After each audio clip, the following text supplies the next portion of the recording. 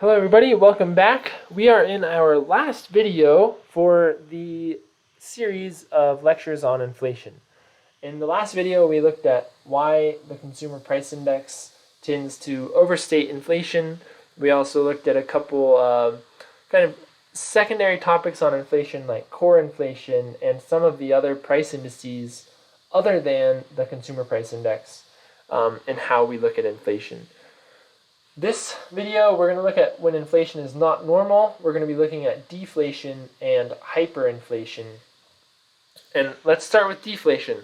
So deflation is when we have severe negative inflation. And typically it comes along with recessions. So when the economy is doing poorly, there's a higher risk of deflation. And it can often lead to what's called a deflationary spiral. So what we have here is that the decrease in the price level,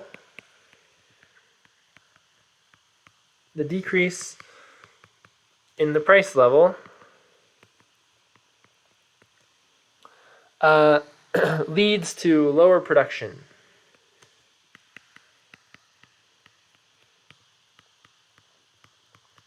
If prices are lower, firms get less profit for everything that they produce.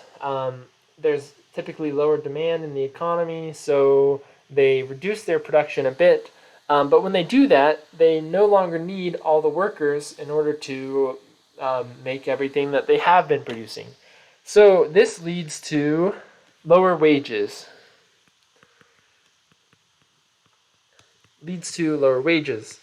And lower wages leads to lower demand for goods and services in the economy. And if you remember back to supply and demand, when demand goes down in an economy, the prices go down. So this leads to further decreases in the price level.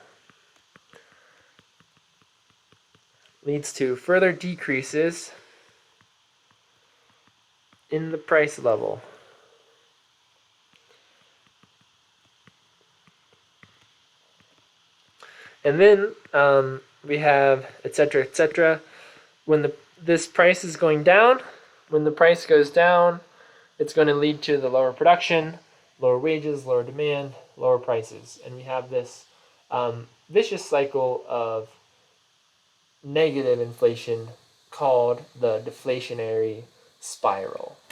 Okay, and so that's why it's particularly bad, and again, more likely to happen during recessions. Also related to this idea is, suppose if there was deflation, just another example to show the kind of incentive not to spend money, which again decreases demand and decreases the prices even further. So if today you have a $100 bill, you go buy $100 worth of groceries, you pay for the groceries, you're going to have no change left. But if there's deflation of 5% a year, and in 1 year from today, you go buy exactly the same groceries. How much is that going to cost? It's going to cost you $95 because it's 5% less expensive. And what happens if you pay with another $100 bill? You get $5 back. So essentially, the longer you wait to buy something, the greater kind of change that you're going to get. And especially for things like a car or a house or something large, you're just going to wait. As long as there's deflation, there's an incentive to hold on to your cash because it's becoming more valuable. It's generating more purchasing power over time.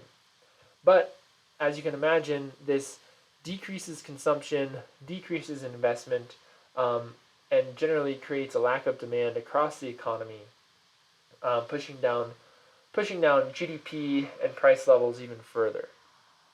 So if we're in a recession and this continues to happen, the recession just gets even worse. And we have seen that in the past. A couple notable periods of deflation in the United States was after a recession in 1920 and 21. But in a large way, we had deflation in the Great Depression in the 30s. The Great Depression of the 1930s, where we had approximately 10% deflation per year. Okay, so in general, this is very bad to get into a deflationary cycle, and it hinders demand in the economy and prohibits the type of growth needed to get back into a recovery stage. Okay, so that's deflation. Now let's talk about hyperinflation. Here, this is extremely high inflation.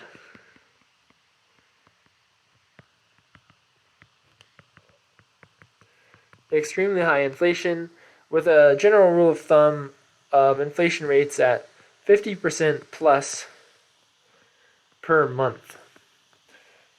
And just to give you some context, in the United States, kind of longer run, well, the target for longer run average inflation in the United States is 2% per year. And so 50% or more per month is quite extraordinary. We've seen hyperinflation in the past in post-World War II Germany, and the United States, a bit in the Confederate States during the Civil War. But then another extreme example of hyperinflation in more recent years is Zimbabwe, where here we have yearly inflation rates into the thousands, millions, billions, and I believe this gets out to septillions percent per year. So numbers that are not even really fathomable in our mind. They have $10 billion notes, $100 trillion notes, and in 2009, because of all these problems, Zimbabwe disbanded their currency and started to allow the use of foreign currencies as a medium of exchange within their country. They've since kind of experimented again with their own currency, but are back to using a combination of their own currency plus the acceptance of foreign currencies as well. That's a fairly common phenomenon in countries that have hyperinflation. They will switch their currencies to a stable currency, often the US dollar, in order to have that stability in their monetary system. Okay, and finally, a couple more things, the consequences of inflation, and then we'll look at a couple more graphs of hyperinflation. But consequences of inflation, people are hurt by inflation when they are holding cash. Because again, if take the grocery store example, if today I go buy $100 of groceries and I use a $100 bill, everything's fine. If I hold some cash, if I hold a $100 bill, and in 1 year there's been, let's say, 5% inflation, my groceries are going to cost $105. So if I hold cash, the purchasing power is not as strong. I'm not able to buy the same amount of groceries that I bought last year, this year, because of inflation. So if you hold cash, that loses its purchasing power or its value over time due to inflation. People are hurt by inflation when wages lag behind inflation.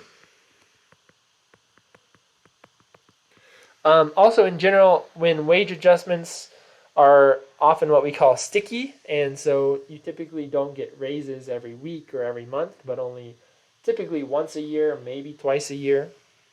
And so in general, if you get a 2% raise, but inflation is 3%, then effectively you have a 1% real wage reduction.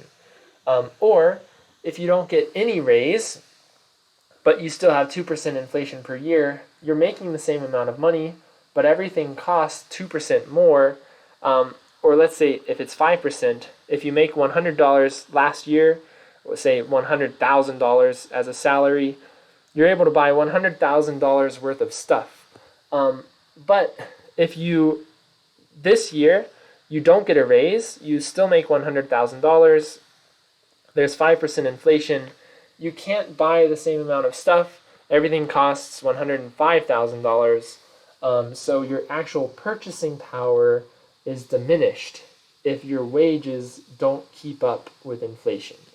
So as a practical tip, when you're negotiating wages and have annual performance reviews, check the inflation rate and try to negotiate for a raise that is above the rate of inflation. Okay, and then finally, if people can be hurt by inflation when they are a retiree,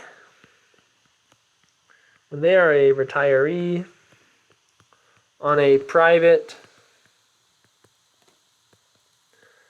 defined pension.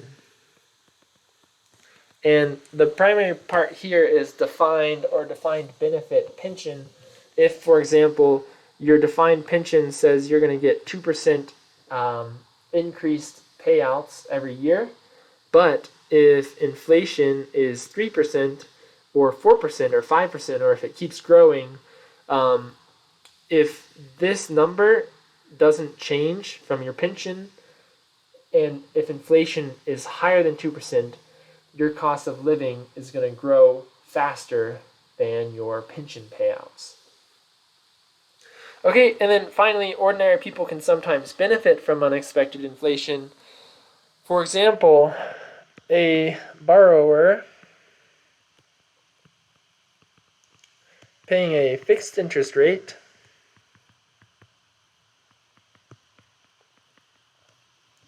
can end up better off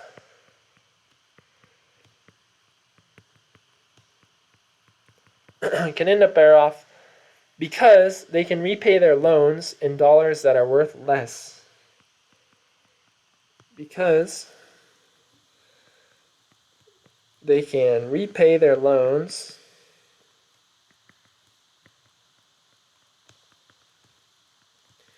in dollars that are worth less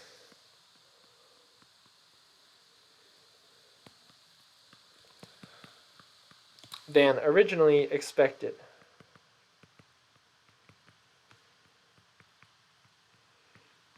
So in general, when there's unexpectedly high inflation, borrowers win and lenders, which are often the banks, lenders lose. Okay, and so again, a few benefits, but in general, especially high rates of inflation can be a bit can have some negative consequences as well. And so a lot of the times when inflation is as expected, everything is fine, but especially when there's unexpected inflation, even in both cases, even up here, when there's unexpectedly high inflation, there can be a lot of people gaining or losing from that phenomenon. Okay, and so the last thing I want to show is going back to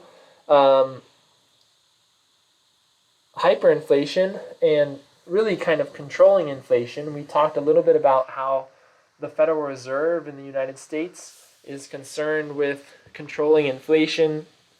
Here, looking at inflation around the world, we see a lot of what we consider kind of developed countries, highly industrialized nations.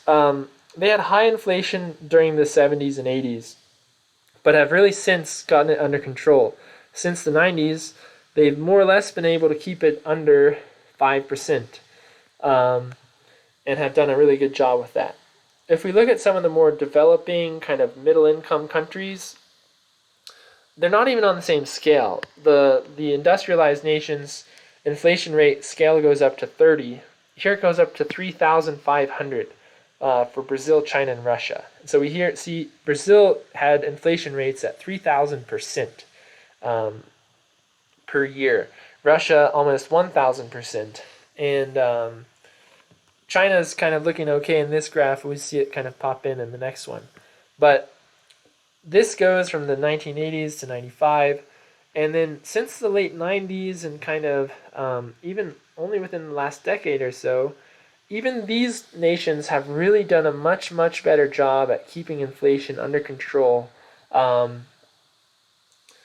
especially compared to their historical numbers. And one of the large reasons resulting from this is nations all around the world developing monetary policy tools with central banks in order to combat inflation, set inflation targets, and do so by kind of adjusting the money supply and manipulating interest rates in their countries. And coming up is our next section on the money and banking system and monetary policy. So the next several videos will be examining that. So stick around for those, and we'll be moving on to the next section then. This wraps up inflation. I hope you enjoyed. If you have any questions or anything like that, leave them in the comments, and I'll be happy to answer those. Thanks for watching, and I will see you soon.